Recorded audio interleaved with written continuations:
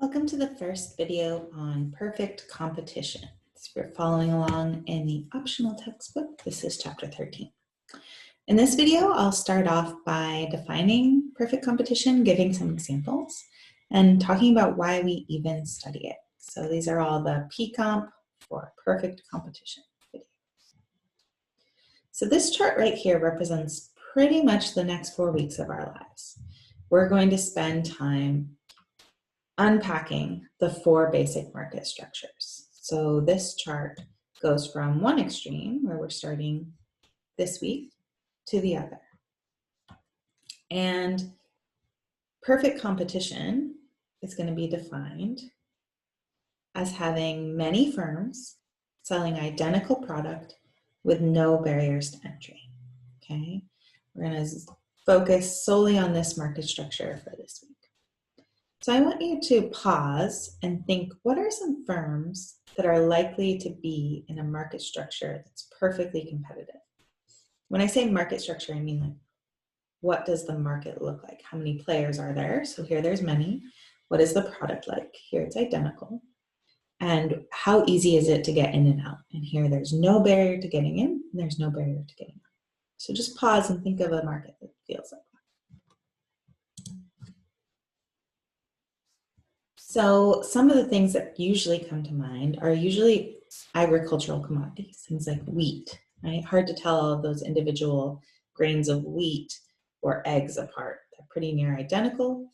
Most of us could, if we had to, raise chickens, raise wheat. We could go back to the land and learn how to do those. There's not that many barriers to getting in. Things like paper plates, a lot of students bring up, like they're all kind of the same. All the brands kind of feel the same. It's not that hard to make, although I personally couldn't make a paper plate, but it is relatively easy to enter that market. If you've traveled at all in the global south, you've probably seen a lot of markets that felt close to perfectly competitive. When I was traveling around by Matatu in Uganda, so the Nissan vans, anytime we stopped to get gas or pick people up, there would be an army of food vendors that would pull up and start shoving chicken on a stick in through the window. And I noticed that all the product felt really similar, and people were actually wearing vests that meant they were kind of with the same big owner. So I thought it was perfectly competitive and that everyone was just kind of free for all, free entry. But it turned out it was actually almost a monopoly in a lot of the towns in eastern Uganda, where there was one big business person who owned all of the chicken making, and they would hire people to go and sell it to people who are traveling. But one of the markets that I study closely that is perfectly competitive or close to it is the market for fish processing in West Africa. So here the fish are relatively identical, right? You can smoke them, you can dry them. There's different processing techniques, but within a category, they're pretty identical. There are many, many sellers. You see all of these harvesters lining up to sell their fish. And it is pretty easy. There are not a lot of regulations out here in the water that make it so you can't fish if you don't want to. And that makes the fishery close to perfectly competitive. So I think of perfect competition as firm decision-making in a competition-induced vacuum. So it's so competitive that firms have no control over price. So we're going to take control over price off the table and think about how things on the cost side are going to drive firms' decisions. So we're going to be able to take one of the levers a firm might manipulate, which is the price they charge, out of their control. Going back to the world of one single P-star and saying, what if the only thing you had control over was your costs and whether or not you stay in the market? Okay, so perfect competition. Our definition is a market structure where there are many buyers and sellers, product is identical, and there's no barriers to entry and exit. And in the background, we're going to focus a little bit less on these. We're going to continue to assume full information, right? Our other market assumptions from the markets section of the course when we learn supply and demand, and no transaction costs. Those are a little bit in the background. So I'm going to give you an example and talk about how well these assumptions apply to it. So my very favorite market structure is Alaska salmon pre-1975. I'll talk about why that's important in a second. Many buyers and sellers. On the buyer side, Alaska salmon is traded to like all US consumers. I just bought some in Hannaford the other day, but the US is actually not the largest market pre-COVID when there were a lot less restrictions on where you could send things. The EU was a big consumer, Japan was a big consumer, and actually one of the biggest consumers when all Alaska salmon was canned. Do you know the country that loves to eat anything out of a can covered in mayonnaise? It's the UK. The British love, tuna fish sandwiches, maybe? They love canned salmon sandwiches because if you cover it in mayo, they're excited. The sellers, there's about 3,000 harvesters in Bristol Bay, where I study the salmon markets.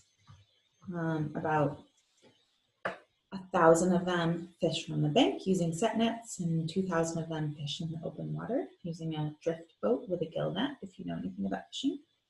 I'd say that's many, right? It's enough that you're kind of a tiny drop in the bucket, and that's really the way you want to think about this market. We have these tiny sellers just kind of bouncing around. They're subject to global trends and shifts in markets that are much larger than them, and they have very little control over the price in that situation. The product is identical. Yeah, so pretty much all the salmon in this market are about the same. One of the saddest things, not the saddest thing, that was an exaggeration. I went to a fish market in Miami once as part of a conference, and I was asking the fish seller about whether their customers, because he had some wild salmon next to some farm salmon. I was like, do your customers care? And he's like, no. They can't tell the difference. They don't care as much about salmon as you do, lady.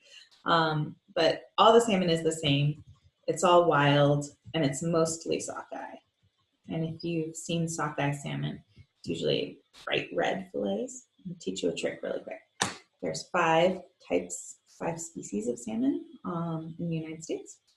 The chum, the thumb is for chum salmon, which is also called dog salmon because people feed their dogs.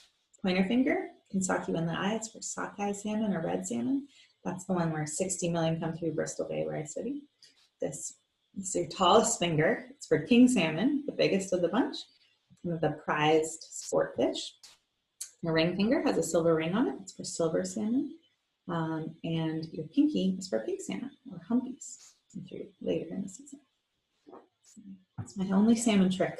But within a species, for sure, all the product is the same. And salmon are not very charismatic. So, I don't know, people often kind of lump them all together. I don't know what's happening to my computer. Sorry, update paused, I believe. Oh, hush. The last assumption we make is there's no barriers to getting in and out. So if we can't tell all the salmon apart and there's a ton of other people selling it, it has to be really easy to enter and really easy to liquidate all of my production assets and leave the market. So on the entry side, pre-1975, you did not need a permit to enter Alaska salmon. Anyone can fish, and you can't catch as much as you want because they will count fish from towers, and when enough have gone upstream to spawn, that's when they'll say, hey, the fishery is open for the day. But you can't there was no limit on who could enter and participate in the fishing, which is why in 1975 they made a permit system. And that's what I studied for my research, is the impact of having a permit that is yours and yours alone that you could sell for about $200,000. Exit, pretty easy to sell your boat.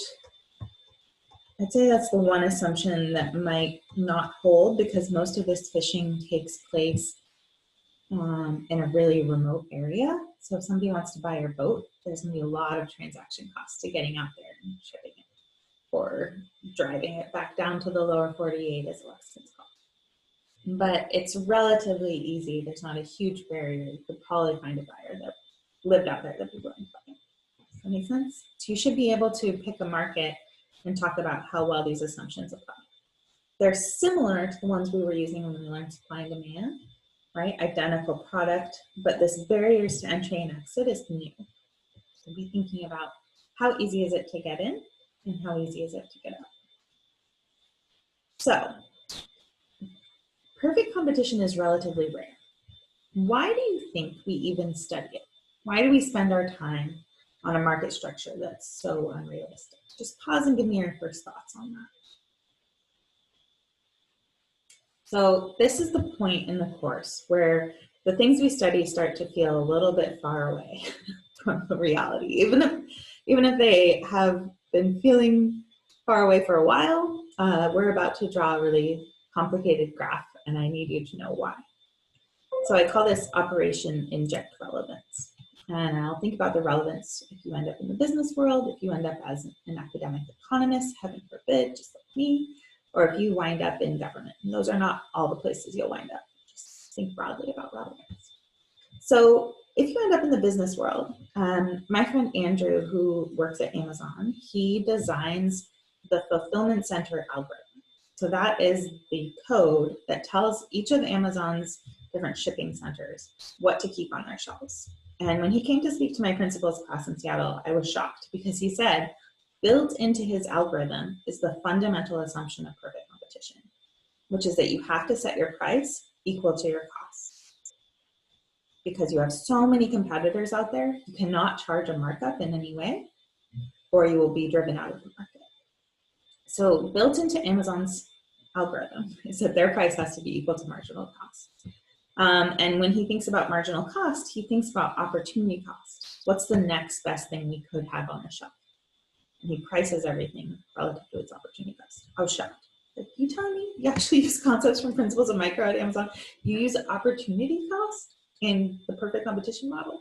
I didn't think he was going to say that, but this is straight from the horse's mouth. We're also going to talk about the shutdown decisions. We started learning costs last week. I think some of you started to see like, oh, the fixed costs for this taco truck are incredibly high. Doesn't seem great. Are they going to be able to make money, or should they shut down right now? So during the pandemic, we've seen a lot of businesses closing. The Kmart in Waterville was an early precursor to that.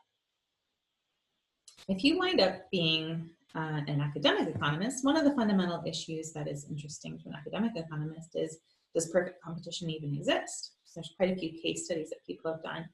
And one, they study the real estate market, and they find that, yes, in big cities, it looks like this. It's so competitive that real estate agents all tend to charge the same fee as brokers. Also in foreign.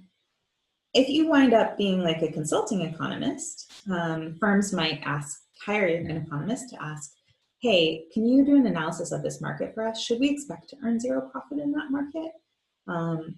One of the questions I was asked a lot when I was doing my study on salmon harvesters was, should salmon harvesters earn zero profit? Should the average profit in that market be zero?